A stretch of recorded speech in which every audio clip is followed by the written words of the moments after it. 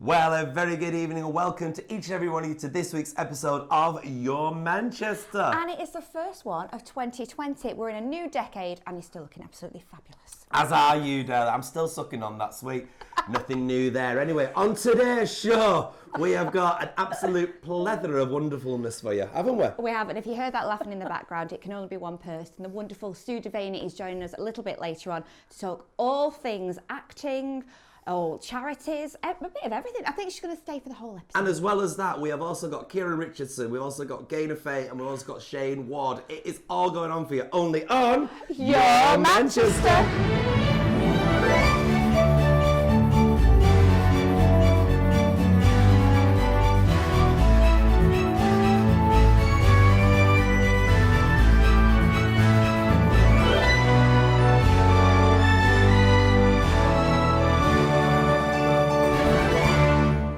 Now, you're probably wondering what our New Year's resolutions are for this year. So I'm going to ask you first because you've got a lot more than me.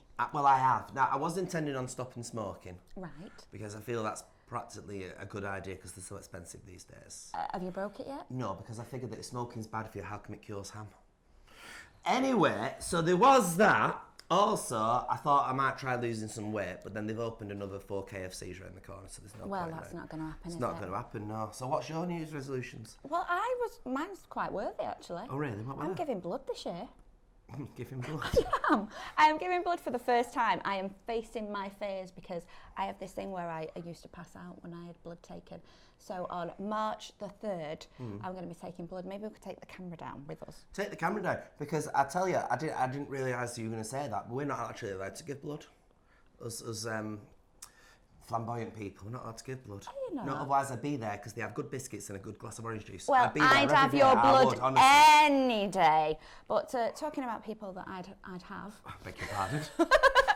Over a nice biscuit and a brew is What? the lovely Shayne Ward. Your links are getting better and better. Right, I'm getting a bit risque for 2020. Shayne Ward, now we must just, because we'll put the picture up here. You met Shayne Ward when first? Right, I first met Shayne Ward 15 years ago, and it was the day after he won the X Factor, and I'm going to get a little bit flushed now because I was flushed back then. Is she blood? I know. He was 21, he looked absolutely fabulous, and I've been supporting him the whole time, and I worked at a radio station back then. Yeah. And I grabbed him for a picture, sat on his knee. So what do you do when you meet him 15 years later? Sit on his knee?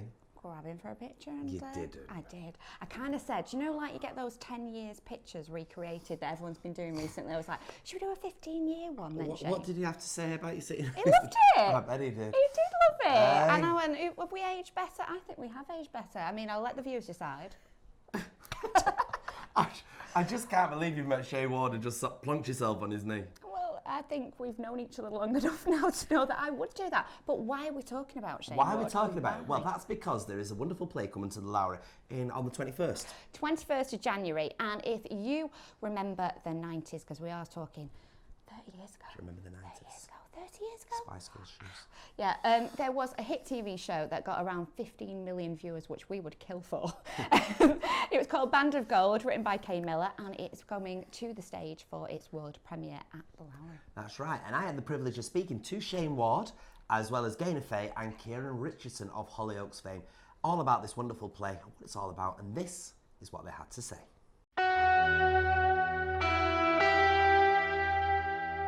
So here we are now, joined by the wonderful Gaynor Faye. How are you? Oh, I'm wonderful. All better for meeting you. Thank you. And you're working with your mother. Oh, yeah. How's it all going? You enjoy working all right? Oh, I love her. Yeah. Really? Yeah. And then she's got a work head on, and I kind of go, oh, okay.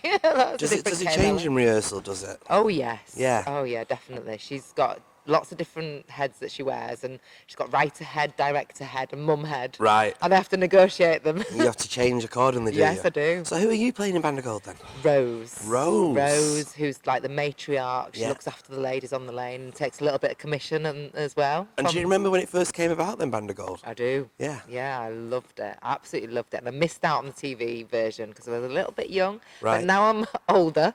Yeah. Slightly older. It was 18 million people watched that first episode. They did. It's crazy, isn't it, there's that many people watching I know. that much television? Well, I think because it was such a groundbreaking series, putting prostitutes as heroes and actually looking into their lives and seeing them as real human beings, you know, and the reasons behind why they have to sell their bodies. People couldn't believe that was on TV. You know, it was like so new and innovative. What on earth brings you to a wonderful play like this? So basically, had a very controversial storyline in Hollyoaks, and I was thinking the character needed resting for a little bit, so I told my old acting teacher, Mark Hudson, and he was like, what are your dates that you're leaving? So I told him, and he was like, well, Band of Gold are looking to cast Steve, and I was thinking, oh, I remember the TV show. I don't look anything like him. He's a real tough, masculine guy. Went to the audition and got it, and... But you do masculine well, though, don't you? Apparently, yeah. Yeah, apparently so. How's it all going, Band of Gold? It's wicked, yeah. We're just excited because we had the first run, which is still rehearsal period, during, was it November 28th until early December in Leeds. Yeah. And the reaction was just fantastic. So, yeah, Manchester's where we can't wait to hit next. And do you remember when it came out on the telly? I remember when I was younger, because my mum watching it, because my mum watched that, and then she also watched, do you remember Lipstick on Your Collar? Oh, yeah. And what else is there? So I remember I was about 12, but as the years went by, I remember seeing repeats of it. Then I watched it. So yeah, I became obviously familiar with it. And have you not wanted to go back and revisit the TV programme while you've been doing this? Yeah, I mean, I watched it, and then it was a conscious decision. Like, do I watch Inspector Newell, who's the character that I play? Yeah. Or do I just go in fresh and ask Kate how she'd like me to play him? Yeah. And that's what I decided to do, just go in fresh and ask Kate how she'd like me to play him. And she said, yeah, you find him, and I'll tweak. Did she give you any Oh, pushing she's brilliant. The great thing about her as well is that she does it in such a great way of getting into your psyche and, making you approach the character from different ways. Like, rather than just saying, you're an inspector, play an inspector. Yeah. She'll say, well, how's he become an inspector? What was his dad in the police force? Did something happen where did he lose somebody? She makes you think of different ways that the character got to where he's got to. Now, Band of Gold was seen in its very first episode by 18 million people. Any pressure? Well, there's massive pressure. It was one of the first dramas that people can remember, really. Obviously, nowadays we've got Line of Duty and Call the Midwife, everything that people talk about when they get to work the next day. And the thing that started that was Band of Gold in the 90s. So the fact that it's a stage version of it, it's iconic, and people know it so well that we have to do it justice. And from the reaction that we've got so far, I feel like we're doing that. It sounds like it's going to be very, very wonderful, and it's still got the same secrets of the Band of Gold TV programme. It's basically the first series in a nutshell. Right. But because nothing's changed in the world, in fact, we're in a worse state than we were 20-odd years ago, it stands up today. It feels like a modern piece, even though it was, it's 20-odd years since the TV show was on. It's more prevalent today. And people who didn't see the TV series love it too. I see what you mean. He's quite nice looking, isn't he? See this smile? Yeah. Smiling from ear to ear. Let's continue smiling though. Let's continue smiling. We've got a fabulous guest. We have, honestly, I tell you what, we've been chatting off camera so much, it's a wonder we're going to get this programme finished. I know. If we'd had actually included everything we'd be chatting about, it would have been an hour and 10-minute documentary. But, well, you can't help yourself when Sue Devaney's in the house. Sue Devaney! Thank you very much, thank you. I don't know whether to come in or not come in, you see, because it's all... you come in wherever you want, we'll just work around it. How are you? I'm very well, thank you, yeah. I'm a bit of an Andrew Dunn fan, me. Right, yeah, the older man. Oh, yeah, yeah. Well, I know Andy, and he's going to be cracking gorgeous, in it. The cast, that lineup is amazing. I know, I can't wait to see it. I can't wait. We'll have a theatre date. Yeah, can we do? Absolutely. Yeah. So we're very privileged to have you on the sofa because you've been here, there and everywhere. You've been doing loads of productions. You've done telly. You've been doing walks last year at the end of December. Yeah, I have. I'm just all over at Shop Aren't I? But it's nice to be home now. It's nice to sit soft and bed in with the two of you and be nice. I'm thoroughly enjoying myself tonight, let me tell you that. So you're in the middle of Calendar Girls at the moment, are you? Finished Calendar Girls Done. now. I finished, that's done and dusted. Yeah. That was last year, April till November. Wow. And, it's being a certain age and going on tour, it can be tough, especially in the winter time. But we had a good gang of women. We had Leslie Joseph. Oh, wow. At some point, she was brilliant. And then we had Lisa Maxwell was in it as well. Oh. Yeah, so we shared digs together and we just had such a riot. Well, I feel we've connected because when it came to the Lowry Calendar Girls, they asked me to be a calendar girl just for one afternoon. They so did, didn't they? You they got your did. buns out and I everything. got my buns out. Which shot did you do? With the buns. With The the, what- bun is it set? Celia? Yeah, it is. Celia's Yeah. shot with the buns, and I was really scared beforehand, and they closed it down. So unlike yourself, seeing like the whole audience gets to see you guys, but it was at the end of it, I found quite liberating. It is quite liberating, and also because I was playing Cora, I had the tough job of being on the piano. So you can't have anything on. And you know when you get a job and you think, I'm going to get really fit, I'm going to go to the gym every day, and I'm going to have a six-pack, and I'm going to look really good. I put on a stone before I started. And then going through the tour, I thought, oh yeah, I'll just have that flapjack. I'll just eat that. And you forget, you see, because you're doing. It's because there's too many cakes on stage with you. Well, that's it. Yeah, but the Calendar Girls, when it finished, Yeah. we could take some of the set with us because it's not going again. So we could have what we want. So I've got so many pretend cakes. And you know the wheelbarrow on the show? Yeah. That's in my kitchen now. I took the wheelbarrow. You know, an actor from Rochdale. If it's free, I'm having it. You don't even the worth Absolutely. a fortune, yeah. Oh, we'll have that cake. We'll have that, yeah. Now, So, are you still doing Corrie? I did Corrie in between. I had a little break in Calendar Girls, and I came back to Corrie, and it was brilliant. Debbie Webster comes back. That's Kevin Webster's sister. Kevin isn't it? Webster's sister, and that's the character that I played when I was 16, 32 years ago. With the greats, though. Oh, my You gosh. had the stellar cast around. You had the Jack Duckworth. Yeah. You had the Vera Duckworth. Yeah. Ilda. Jean Alexander. Yeah, she was brilliant. Wow. Yeah, absolutely brilliant. And that must have been quite different, kind of stepping into the green room of old and then going into the new one now. I really enjoyed going back. I think because half the people there went to Oldham Theatre Workshop. Yeah. You know, they're all my mates. Some of them are still there from when I was there, like some of them in Wardrobe were still there. Ange on the desk is still there from Granada days, you know. From Oh, she's got red hair, Red hasn't hair, she? Ange, Yeah, yeah. she used to be in Mrs. Merton. Oh, she is fabulous. Wow. So it was like, it was so nostalgic, but at the same time, because it's completely different, they've moved the set and everything, haven't they?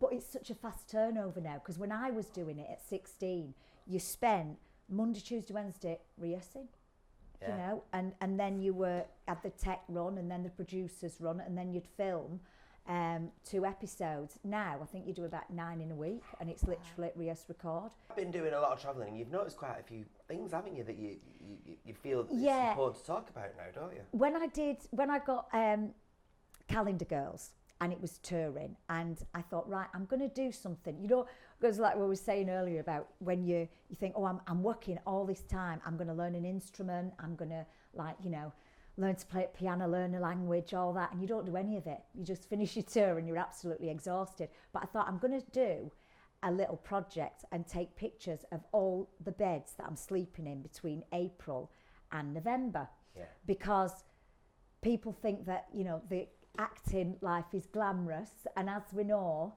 if we're doing rep or if we're doing a tour, we don't get put up in hotels. We have to find digs at Betty's with, you know, in back room and all Oh, I that. bet Betty you know. does a good breakfast. Betty does, doesn't she? with Extra the piece 5 of toast. poodles and all that. And I thought, well, it'd be quite nice to take pictures of all the beds. So I took a picture of my bed saying, I'm leaving you, I'll see you soon. And then I thought, right, okay, my first place was Sheffield, and my agent said, you've got to do it on Instagram. Well, I'm rubbish at social media. I do Facebook, I don't do Twitter. But I thought, right, Instagram, I'll try Instagram. So then, while I was in Sheffield, I got chatting to a guy. We were rehearsing there, and I got chatting to a guy because I used to go and get my car from Sheffield Theatre car park, and he was sitting on the steps and he had his rucksack, and I got chatting to him, and he said that he sleeps in the car park, and he's homeless. And I asked him why he was homeless, and he said because he had a back injury. He was a builder, and he had a back injury. He couldn't pay his bills. And then he got thrown out of his accommodation, and so that's why he was homeless. So he lost his livelihood, and that was it. And I thought it'd be really interesting to take pictures of my beds and then take pictures of people that don't have beds and talk to them and chat to them and find out about their life. Because while I've been on my travels, especially in this country, I've noticed that, you know, homelessness now, it affects every town, every city, every environment. And so it was a project that I started, and now I'm still, I'm finishing it off now, but it's become a passion. And so I've worked with people at Shelter and Centrepoint, and all the people that I've chatted to around the country, I've asked if I could take the picture, if I could share their story, and I've put it on Instagram, and then I put it on my Facebook, and then eventually I want to do an exhibition and invite all the homeless that I've chatted to the exhibition. That's really good. I did a show over Christmas, and the money raised was going to a local charity in Rochdale, Petrus, for the homeless. But so I want to do my exhibition, I want to do a book, and I'm going to put a show together to do this year, where it's a show that is the homeless people, or people that are disadvantaged, if they've got any talent, any skill, can perform at this show. Isn't that amazing? And it's a show for people, for the homeless. So it's literally, you go in, you pay as much as you like or as little as you like, and it will be, obviously I'll be doing my singing, I'll be inviting you, Belinda, to do your singing, and do you know what I mean? But your stories really have enlightened. I've been speaking to a lot of people, obviously in the preparation for this programme.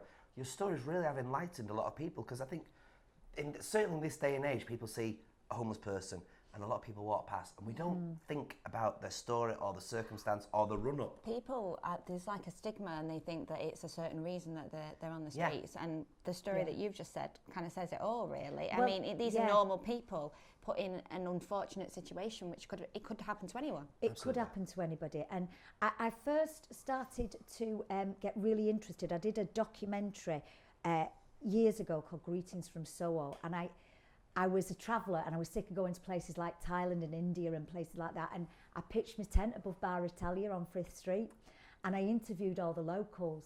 And one of the ladies that I interviewed, she ran a charity for homeless people, and I was chatting to a guy, I must have been only like 26, 27 then, and I was chatting to a guy who was a doctor, and he lost his family in a car accident, his wife and his 2 children, and they passed away, and he took to the bottle. So that story, it's like, you know, you look at people and you think, oh, well, they're probably an addict, they probably suffer from, you know, a mental illness, which a lot of people do that are on the streets. But are they an addict because they live on the streets? You know, I mean, if I was on the street now, wouldn't it be easier to drink a bottle of something to get warm and to get yourself away from yourself, really, isn't it? From your lowest ebb, I suppose that's what you'd turn to. Now, I know that you say that you don't do Instagram a lot, but I'm going to ask you what your Instagram is so that we can get our viewers to follow it. Oh, I would love that. It's Sue Devaney, 13, took me in on tour. And I love that. Took me in on tour, brilliant. But you will have to come back and tell us about how the progress is going. Yeah, and tell you all about it, Absolutely. Yeah, because we're hoping to get a single out as well next year, Nobody Knows You When You're Down and Out. And so... No, I don't, but that sounds good. Can you do us a little bit? Nobody knows you when you're down and out. Do you like that? I was going to ask you if I could be on it, but I think I'd ruin it. You can. I'm having you on it. Yeah. There you go. We'll all I'm be having there. you two having a snog. I've heard you snog on your Only on the first weekends. TV job. Only on the weekends. Lovely. Well, it's the first week of the new decade, and that means only one thing. With the latest news across Greater Manchester, here's our very own Jack.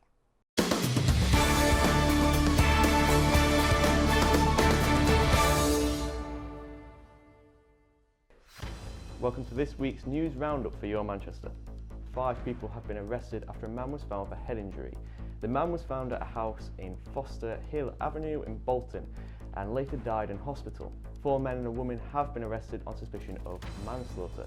Now we sport Manchester City go into the second leg of the Carabao Cup with a 2-goal lead over rivals Manchester United after Tuesday's game at Old Trafford.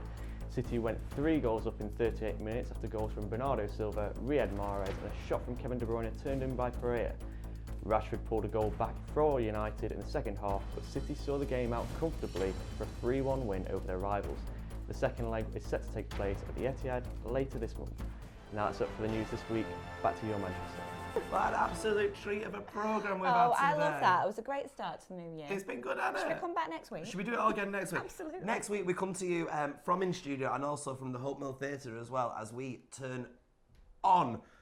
Is that right? Turn on Festival. On Yeah, Fest. there we go. She'll be turning on loads of people. She's hosting it. Whoa, I'll be there. You'll be in here with our very lovely Gary Manners, who's going to talk about early year wonderful holidays. Oh, don't we all want to get away? Don't we though? Hey, a little bit of a break, even though we've just had a few days off for Christmas. Anyway. You're waffling now. I am. Wrap Make it sure up. you subscribe. Make sure you look at our Instagram. I missed you. I know I missed you too, Shell. But shut up. Right then, stick around and thanks for watching this week's episode of Your Manchester.